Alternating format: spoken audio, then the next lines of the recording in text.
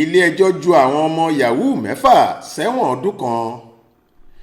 Iwájú ilé-ẹjọ́ gíga kan tó wà nílùú Benin nípínlẹ̀ Ẹdó, onídàájọ́ Ife Ìpúnwọ̀bà ni wọ́n wọ́ dẹ́rẹ́bà ọkọ̀ kan, ọ̀gbẹ́ni Christopher Godfest àtàwọn ọ̀rẹ́ rẹ̀ mẹ́fà kan lọ. Ẹ̀sùn jìbìtì lílù lórí ẹ̀rọ ayélujára ni àwọn òṣìṣẹ́ àjọ tó ń gbógun ti ìwà ìbàjẹ́ àti ṣíṣe owó ìlú mọ̀kùmọ̀kù nílẹ̀ wa Economic and Financial Crimes Commission EFCC fi kàn wọ́n. Àwọn mẹ́fẹ̀ẹ̀fà tí wọ́n fojú wọn balẹ̀-ẹjọ́ náà ni Raymond Imozime, Christian Okafor, Jimmy Emmanuel, Orizeweyimi Allen Otto, Ozapawan Destiny Gaius àti David Ogenevo.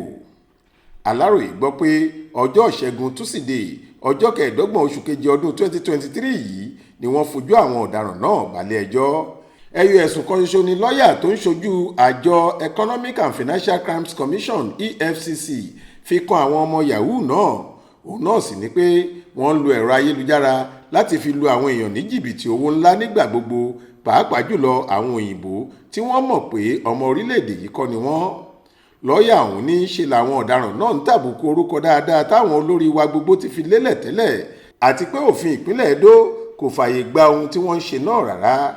Lẹ́yìn gbogbo atótónu tí olùpẹ̀jọ́ tó fojú wọn balẹ̀-ẹjọ́ sọ níwájú adájọ́ náà, làwọn ọ̀daràn náà tètè juwọ́ sílẹ̀ tí wọ́n sì sọ níwájú adájọ́ pé lóòótọ́ làwọn jẹ̀bi gbogbo ẹ̀sùn tí wọ́n kà sáwọn lẹ́sẹ̀ ọ̀hún, ṣùgbọ́n wọ́n rawọ́ ẹ̀bẹ̀ sí adájọ́ ilé-ẹjọ́ ọ̀hún pé kó ṣíjú àánú wo gbogbo àwọn lórí ẹjọ́ tó wà níwájú rẹ̀.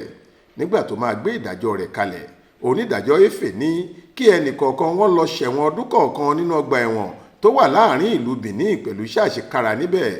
Bákan náà ni onídàájọ́ Efe ní kí gbogbo wọn jọ̀wọ́ àwọn dúkìá bíi mọ́tò Mercedes-Benz GLK 350 kan, mọ́tò Toyota Camry aláwọ̀ dúdú kan, Lexus ES 350, onírúurú fóònù gbàlódé àti mílíọ̀nù kan ó dín ogójì náírà 960,000 tí wọ́n bá nínú àkáǹtì UBA ọ̀kan lára wọn fún ìjọba àpapọ̀ ilẹ̀ wa.